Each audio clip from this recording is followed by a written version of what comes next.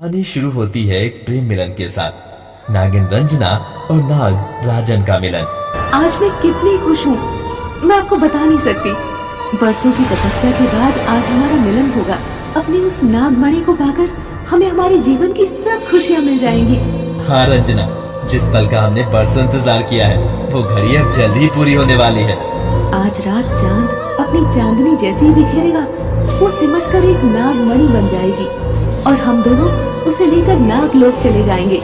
फिर हमें किसी भी चीज का कोई डर नहीं होगा। रंजना और राजन बहुत खुश थे, लेकिन होनी को तो ये मंजूर ही नहीं। आज की रात अंतिम रात होगी, मैं इनसे इनकी नागमणि छीनकर अमर हो जाऊंगा।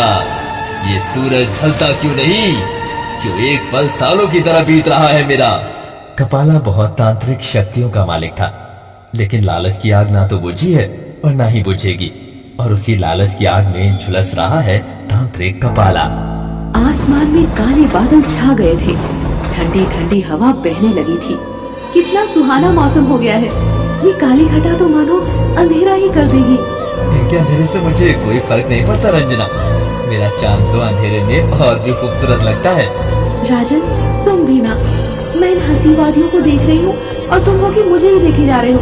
बस अब रात होने दो, नागमणि मिलने पर हम दोनों एक हो ही जाएंगे। रात में चांद निकल आया, उसकी किरण धरती पर फैलने लगी। रंजना और राजन दोनों हाथ जोड़े खड़े थे और प्रतीक्षा कर रहे थे अपनी नागमणि मिलने की। बादलों में तेज गड़गड़ाहट होती है और एक आवाज आती है, तुम दोनों की सालों की तपस्या के परिणाम स्वरूप तुमको नागमणि का मालिक बना दिया जाएगा, लेकिन याद रहे तुम इस मणि का उपयोग किसी गलत कार्य के लिए नहीं करोगे। और फिर चांद की किरणें इकट्ठा होकर नागमणि में बदल जाती है और उन दोनों के सामने चमचमाने लगती है। दोनों उसे देखकर बहुत खुश होते हैं और उसे अपने हाथों में उठा लेते हैं। राजन, चलो अब हम नागलोक चलते हैं। हाँ रंजना, चलो। इतनी भी जल्दी क्या है, क्या मुझसे मिले बिना ही चले जाओगे तुम दोनों? राजन और रंजना आवाज की तरफ देखते हैं। वहाँ कपाला त्रिशूल लिए खड़ा था। दोनों उसे देखकर डर जाते हैं। कपाला, क्या तुम अब तक हमारा पीछा कर रहे थे? देखो, हमें बरसों की तपस्या के बाद ये नागमणि मिली है, हमें जाने दो। तो तुमको रोका किसने है? तुम चले जाओ, लेकिन ये नागमणि मुझे देकर जाओ। लेकिन तुम तो अच्छे से जानते हो कि बिना नागमणि के नागलोक में प्रवेश नहीं मिलता है। हम तुम्हें ये नागमणि नहीं दे सकते। अगर तुम मुझे नागमणि नहीं दोगे तो मुझे बलपूर्वक छीनना भी आता है। बस कपाला, बस। एक साधु होने की वजह से मैं तुझे कुछ नहीं कह रहा था, लेकिन तूने सारी मर्यादा खो दी है। तेरी बुद्धि तेरे बस में नहीं रही। ज्ञान मत दे मुझे पता है कि मुझे क्या करना है। कपाला अपनी शक्ति से जादुई किरण राजन के ऊपर छोड़ता है। राजन उस किरण से शक्तिहीन हो जाता है। मैं तुझे तेरे इस उद्देश्य में कभी सफल नहीं होने दूंगा। वो धीरे धीरे कपाला की तरफ आगे बढ़ने लगता है। लगता है तुझमें अभी भी बहुत साहस बाकी है। तुझे प्राणहीन ही करना होगा मुझे। कपाला अपने त्रिशूल को राजन के आर पार कर देता है और राजन नाग रूप में आकर घायल होकर जमीन पर गिर पड़ता है। नहीं राजन, नहीं।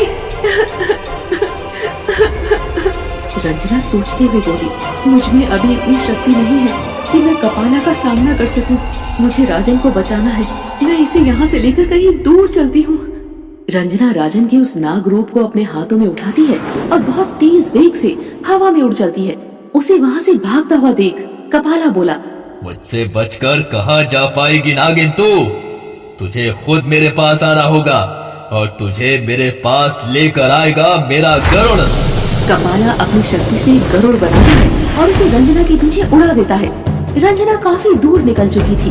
वो आसमान में उड़ती हुई बोली, कपाला अब मेरे पीछे नहीं है, मुझे जमीन पर उतरकर किसी से मदद मांगनी होगी। रंजना देखती है कि उसके सामने से बहुत विशाल गरुड़ उड़ता हुआ उसकी तरफ आ रहा है। इतना विशाल गरुड़, मुझे तो ये कपाला की ही कोई चाल लग रही है। मुझे यहाँ से जल्दी चलना चाहिए। गरुड़ रंजना के समीप आकर उस पर पंजों से वार करता है। गरुड़ के इस वार से रंजना अपना संतुलन खो देती है और उसके हाथों से राजन का नाग रूप छूट जाता है और नीचे तपस्या कर रहे साधु के गले में जा गिरता है। रंजना भी नीचे आकर खड़ी हो जाती है।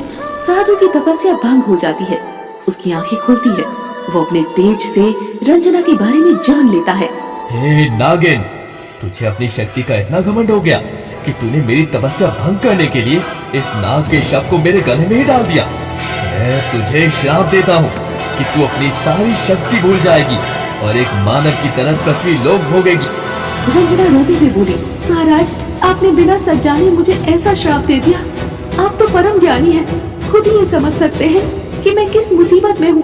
मैंने ये सब जानबूझकर नहीं किया। साधु सब जान लेने के बाद बोला, नागिन, मेरे क्रोध पर मेरा बस नहीं है, जिसके चलते मैंने तुझे श्राप दिया है। अब मुझे माफ कर दो। मेरी रक्षा कीजिए गुरुवर। गरुड़, तेरी वजह से ये निरपराध मेरे श्राप की भागी बनी है। मैं तुझे श्राप देता हूँ कि तू पत्थर बन जाएगा। साधु के इस श्राप के कारण उड़ता हुआ गरुड़ बड़ा सा पत्थर बनकर नीचे गिर गया।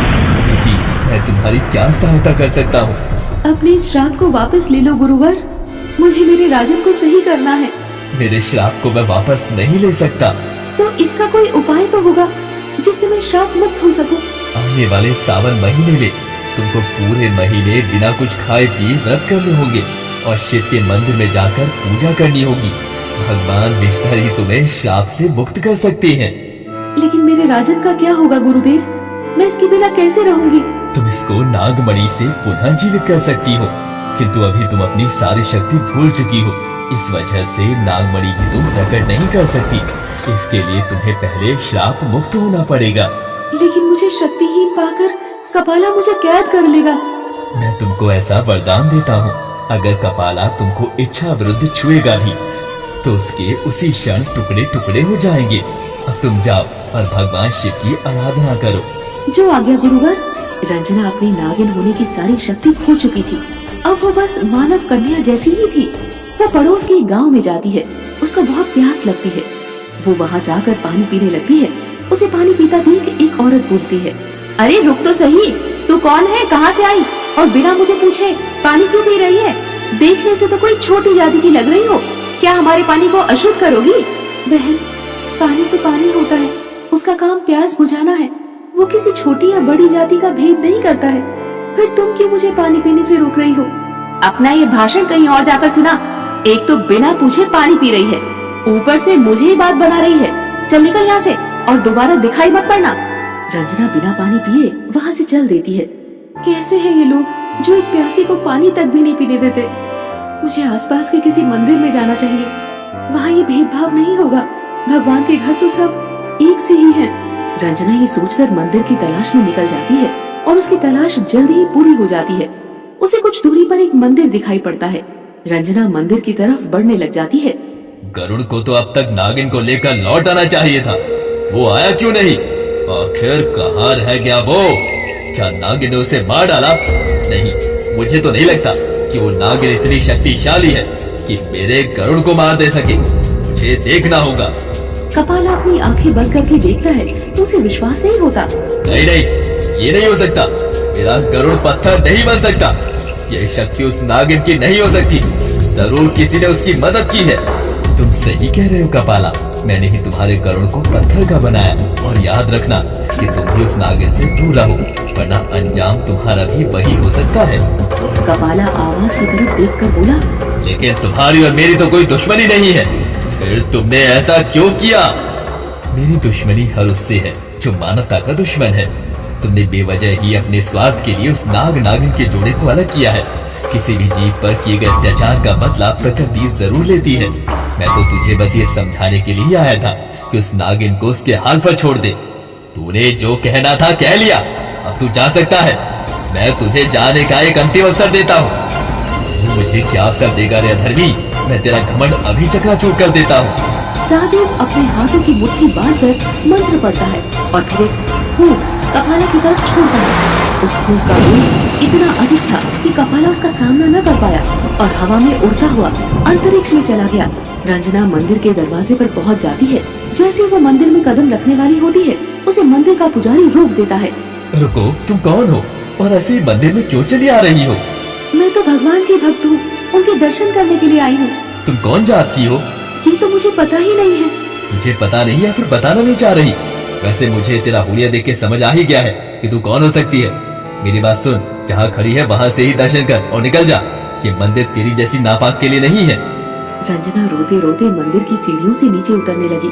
उसे रोता देख सामने से आ रही बुढ़िया बोली, क्या हुआ बेटी, भगवान के दर से तो कोई रोता हुआ नहीं जाता, फिर तुम क्यों रो रही हो? माँ जी, मैं हालत की मारी हूँ जिससे उसकी दुनिया ही छिन गई है, कोई पानी तक भी नहीं देता। ये सोचकर मंदिर आई थी कि भगवान सबका है, लेकिन यहाँ आकर पता चला कि लोगों ने उसे भी बांट रखा है। तू चिंता ना कर, सब दुनिया एक जैसी नहीं होती है। मेरे साथ चल, मेरी भी कोई औलाद नहीं है, मैं तुझे ही अपनी औलाद मान लूंगी। क्या रंजना मंदिर में शिव पूजा कर पाएगी? क्या पुजारी उसे अंदर जाने देगा? आखिर कैसे पाएगी रंजना श्राप से मुक्ति?